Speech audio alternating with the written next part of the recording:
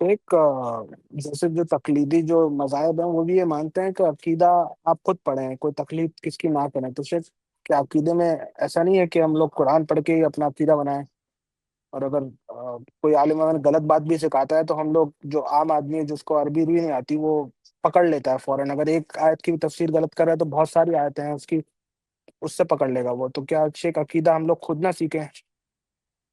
دیکھیے، ظاہر سی بات ہے، عقیدے کا سب سے بڑا سورس تو قرآن مجید ہی ہے. یعنی عقیدہ سیکھنے کا سب سے بڑا ذریعہ قرآن ہے، اور قرآن کے بعد اللہ کے نبی صلی اللہ علیہ وسلم کی حدیثیں ہیں. بیسک عقیدہ جو ہے نا، اللہ تعالیٰ پر ایمان، رسول اللہ پر ایمان، قیامت پر ایمان، یہ سب بیسک چیزیں جو عقیدے کے عام اور آسان بنیادی مباحث ہیں، وہ بلا شبہ آپ قرآن مجید پڑھ کر کے سمجھ سکتے ہیں. اس کے لیے آپ کو باقاعدہ کسی استاذ کی ضرورت نہیں ہے.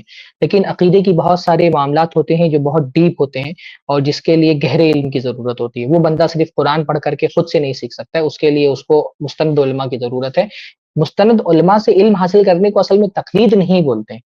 وہ علماء آپ کا ذریعہ ہیں، آپ علماء کی بات جب بغیر دلیل کے مان لیتے ہیں تب اس کو تقلید کہا جاتا ہے. لیکن اگر آپ کسی عالم دین سے علم حاصل کر رہے ہیں، وہ آپ کا استاذ ہے، اور وہ اس استاذ کے ذریعے سے آپ دین سیکھ رہے ہیں دلیلوں کے ساتھ، تو یہ اس کی تقلید نہیں ہے. تو یہ جو ہمارے غلط فہمی ہوتی ہے کہ کسی عالم سے دین سیکھنے کو ہی لوگ تقلید سمجھ لیتے ہیں، یہ اصل میں تقلید کس کو کہتے ہیں؟ بغیر دلیل کی کسی بات مان لینا، یہ سوچ کر کے کہ یہ صحیح بولے یا غلط بولے، یہ جو بھی بولے گا میں مان لوں گا، اس کو تقلید کہتے ہیں. تو کسی استاد سے دین کا علم لینا یہ تقلید نہیں ہے حقیقت میں. یہ تو دین سیکھنا ہے، اور ہر زمانے میں دین جو ہے وہ ہمیشہ علماء سے ہی سیکھا گیا. قرآن علماء سے پڑھا گیا، حدیثیں جو ہے وہ علماء کے ذریعے سے پڑھی گئی ہیں. تو عقیدے کا بھی علم آپ بلا شبہ قرآن سے لیں. بیسک عقیدہ آپ قرآن سے سیکھ بھی سکتے ہیں، لیکن قرآن سے بھی اپنا عقیدہ سیکھنے کے لیے آپ کا ایک استاد ہونا ضروری ہے، اگر آپ گہرائی سے دین کا علم حاصل کرنا چاہتے ہیں تو. شیخ کون سے دید جو کون سا عقیدہ ہے شیخ جو ہم لوگ سیکھیں گے عالم سے؟ کون سا عقیدہ مطلب؟ اسلام کا عقیدہ.